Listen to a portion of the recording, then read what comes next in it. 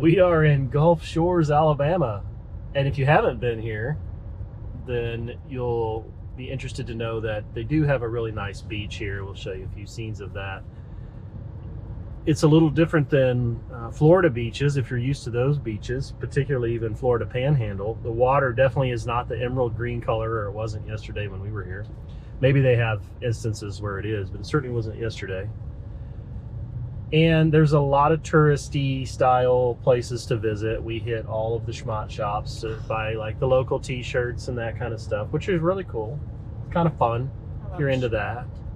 But we're heading out now to Fort Morgan. We're on Fort Morgan Road. We're going to take a look at this fort that was built over the top of another fort that was involved, kind of an earthen style fort that was historic in that it was used in the War of 1812. And then this fort has been there for a long time ever since. So anyway, we're gonna go take a look at it, check it out.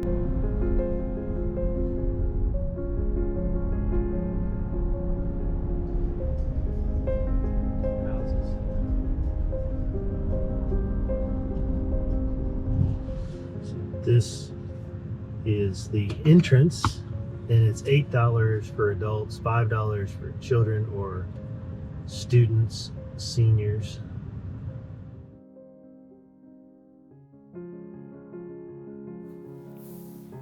When you pull into the parking lot, you're going to notice that it's not exactly evident as to exactly where you should go when you arrive. So we kind of go off to the side here, but while we were walking around, I kind of wanted to talk about the history of this fort because it is very interesting. So during the War of 1812, the U.S. government demanded that there be a new fortification constructed on Mobile Point. So on June the 8th of 1813, Lieutenant Colonel John Boyer was sent there to supervise construction of the fort. In the beginning, it was just really a log and sand basic construction, and it kind of was a fan shape so they could get a lot of artillery pieces to sweep the channel.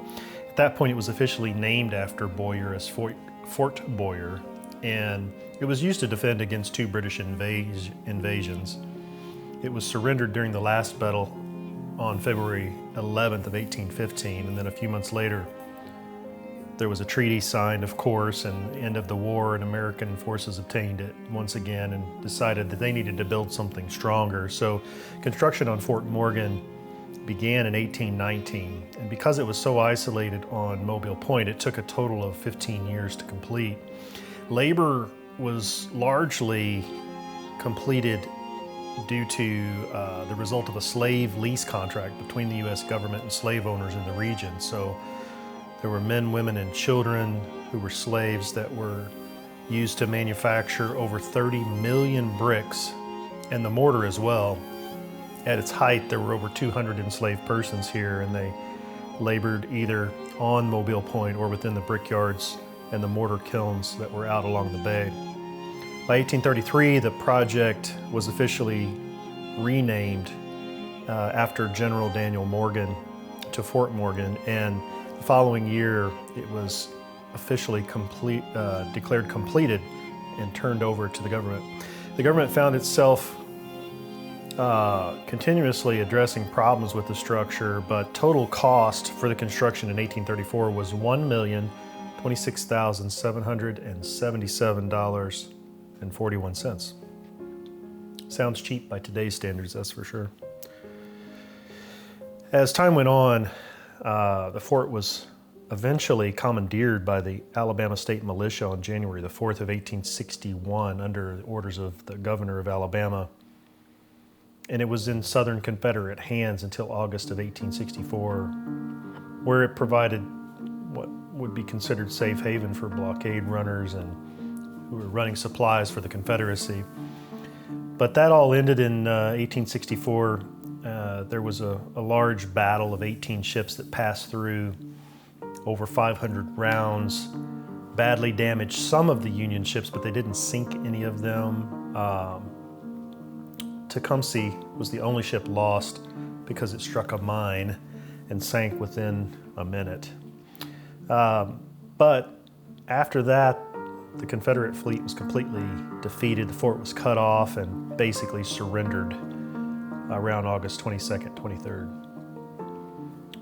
By 1895, the fort had been upgraded again due to its location, and lots of concrete gun emplacements and so forth were built there. March 1898, just prior to the Spanish-American War, the 1st Artillery reoccupied the fort, preparing for that, and that lasted until its first closure in 1923. But then, of course, along comes the Great Depression, and President Roosevelt had his Works Project Administration, and among other tasks, they were repairing eroded and damaged portions of the fort, and that began a process basically east of the post, well, what now is Gulf Shores, Alabama. But they began construction of the Dixie Graves Parkway.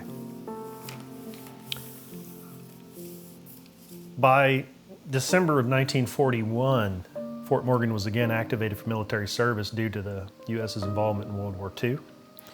And they stocked it, used it for naval ordnance and so forth, but it was basically, decommissioned around 1947, where the U.S. government deeded Fort Morgan Military Reservation to the state of Alabama for use as a historical park.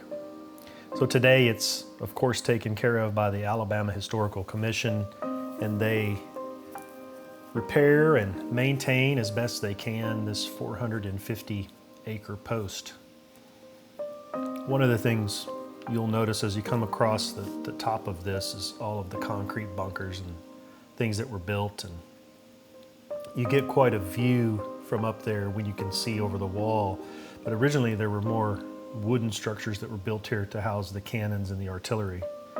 And you'll see a quick picture of that here coming up at this section where there's this photo that shows it a little bit. And so you can see the guns were kind of elevated on these wooden structures. All in all, it was a great place to visit. Really cool to see the history. It's quite a maze of tunnels and structures. It's cool to see the places where the cannons were located and the tracks that they used to rotate them left and right and to get different angles. But what you get most of is a really amazing view of the Gulf of Mexico from really 270 degrees plus, where you can look all around. And if you look off into the distance, you can definitely see oil derricks and rigs now, boats that are sailing by and so forth. It's quite a structure. If you're ever in the Gulf Shores area, I do recommend it. It's relatively affordable in the grand scheme of things, and I think you or your family quite possibly would really enjoy visiting Fort Morgan State Historical Site.